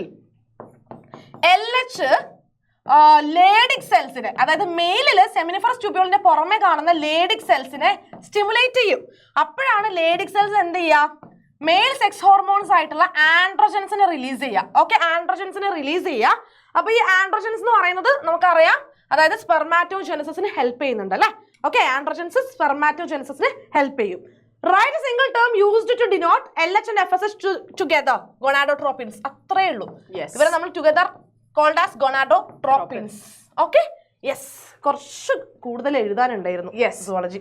അപ്പൊ ഇത്രയാണ് നമ്മുടെ ബയോളജി, കഴിഞ്ഞ കൊല്ലം ചോദിച്ച ബയോളജി ക്വസ്റ്റ്യൻ പേപ്പർ എന്ന് പറയുന്നത്. അപ്പൊ ഇപ്പൊ ഇത് നിങ്ങൾ കണ്ടപ്പോൾ തന്നെ ഏറെക്കുറെ ഐഡിയ കിട്ടിയിട്ടുണ്ടായിരിക്കും. സ്ഥിരമായി ചോദിക്കുന്ന നിന്ന് വളരെ ഡിഫറെന്റ് ആയിട്ടുള്ളൊരു അല്ലെ. സാധാരണ രീതിയിൽ ഒരു കാര്യം ചോദിക്കുകയാണെങ്കിൽ ഇത്തവണ അതിന്റെ ഉത്തരത്തിൽ നിന്നും ചോദ്യത്തിലേക്ക് വരുന്ന രീതിയിലുള്ള കുറെ ക്വസ്റ്റ്യൻസും കാര്യങ്ങളൊക്കെ നമ്മൾ കണ്ടു അല്ലെ. അതെ, അതായത് ഇത്തവണയും ഈ ഓണ പരീക്ഷയ്ക്ക് ഇതുപോലത്തെ ഒരു പാറ്റേൺ വരാനുള്ള വളരെ ചാൻസ് ഉണ്ട്. അതുകൊണ്ട് നിങ്ങൾ പാറ്റേൺ മാറി കഴിഞ്ഞു കഴിഞ്ഞാൽ ആ പാറ്റേൺ പിന്നെ കുറച്ച് നാളത്തേക്ക് ഇങ്ങനെ ഫോളോ ചെയ്യും. അതാണ് നമ്മളൊരു കഴിഞ്ഞ ഒരു കുറച്ച് കൊല്ലം മുമ്പ് വരെ നമ്മൾ കണ്ടിട്ടുണ്ടായിരുന്നു ഒരേപോലെയുള്ള കുറെ ക്വസ്റ്റ്യൻസ്. അപ്പൊ നമ്മൾ എപ്പോഴും അത് പഠിച്ചു പോകും. പക്ഷെ കഴിഞ്ഞ കൊല്ലം പുതിയൊരു പാറ്റേൺ വന്നതുകൊണ്ട് തന്നെ ഇത്തവണ ഇനി അതങ്ങോട്ട് കുറച്ച് നാളത്തേക്ക് ആ രീതിയിലുള്ള ക്വസ്റ്റ്യൻസ് വരാനുള്ള സാധ്യതയും കൂടുതലാണ്. ഓക്കെ, അപ്പൊ വെറും 3+2 5 ചാപ്റ്റേഴ്സ് മാത്രമേ പഠിക്കാനുള്ളൂ. അപ്പൊ എങ്ങനെയൊക്കെ അവർക്ക് ചോദ്യം ചോദിക്കാൻ പറ്റുമോ, എല്ലാ ഭാഗത്തുനിന്നും ഒരു ചോദ്യം ചോദിക്കാം. ചാപ്റ്റേഴ്സ് കുറയുമ്പോൾ ടെൻഷൻ അടിക്കണം, കാരണം വളരെ കുറവാണ്. അതുകൊണ്ട് എവിടുന്ന് വേണമെങ്കിലും തുരാന്ന് ചോദ്യങ്ങൾ ചോദിക്കാൻ പറ്റും. യെസ്, അതുകൊണ്ട് നിങ്ങൾ എന്ത് ചെയ്യുക, അടിപൊളിയായിട്ട് പഠിക്കുക. ആൻഡ് ഓൾസോ നമ്മുടെ ലൈവ് സെഷൻസ് ഒക്കെ നിങ്ങൾ അറ്റൻഡ് ചെയ്യുക എന്നുള്ളത് തന്നെയാണ്. അതായത് ബമ്പർ ബൂസ്റ്റർ വരെ ഉള്ളത് നിങ്ങൾ മിസ് ചെയ്യാതെ ലൈവ് കാണാം. അപ്പൊ നമ്മൾ എല്ലാ ക്വസ്റ്റ്യൻസും എല്ലാ കാര്യങ്ങളും ഡിസ്കസ് ചെയ്തിട്ടായിരിക്കും നിങ്ങൾ എക്സാമിൽ പറഞ്ഞു വിടുന്നുണ്ടായിരിക്കാം. അപ്പൊ നമ്മൾ ഇപ്പൊ ഇക്കഴിഞ്ഞ കൊല്ലത്തെ ഈ ക്വസ്റ്റ്യൻസ് കണ്ടു, ഇതുപോലെ ഇതിന് മുമ്പ് ചോദിച്ച ക്വസ്റ്റ്യൻസ് നമ്മൾ ഡിസ്കസ് ചെയ്യും. വേറെ പാറ്റേണിലുള്ള പല ക്വസ്റ്റ്യൻസ് നമ്മൾ ഡിസ്കസ് ചെയ്യുന്നുണ്ടായിരിക്കും. അപ്പൊ നിങ്ങൾക്ക്, എനിക്ക് തോന്നുന്നു ലൈവ് കണ്ടാൽ തന്നെ നിങ്ങൾക്ക് ഏറെക്കുറെ എക്സാമിന് പോകാനുള്ള എല്ലാ കാര്യങ്ങളും തന്നെ നിങ്ങൾക്ക് കിട്ടും. ഓക്കെ, അപ്പൊ മിസ് ചെയ്യാണ്ട് തന്നെ നിങ്ങൾ തീർച്ചയായിട്ടും എല്ലാ ലൈവിനും വരിക. നിങ്ങൾ മാത്രം വന്നാൽ പോരാ അല്ലെ, നിങ്ങളുടെ ഫ്രണ്ട്സ് വളരെ മുഖ്യമെങ്കിലേ ഫ്രണ്ട്സിനെയും കൊണ്ടേ വരാൻ പാടുള്ളൂ. അതെ, അപ്പൊ നമുക്കിനി എന്ത് ചെയ്യാം, അടുത്തൊരു വീഡിയോയിൽ കാണാം. അതിന് മുമ്പ് വീഡിയോ ഇഷ്ടപ്പെട്ടുണ്ടെങ്കിൽ ലൈക്ക് ചെയ്യാനായിട്ട് ഷെയർ ചെയ്യുക, സബ്സ്ക്രൈബ് ചെയ്യുക. ഓക്കെ, അപ്പൊ അങ്ങനെയാണെങ്കിൽ അടുത്തൊരു വീഡിയോ കാണുന്നവരേക്കും ബൈ ബൈ.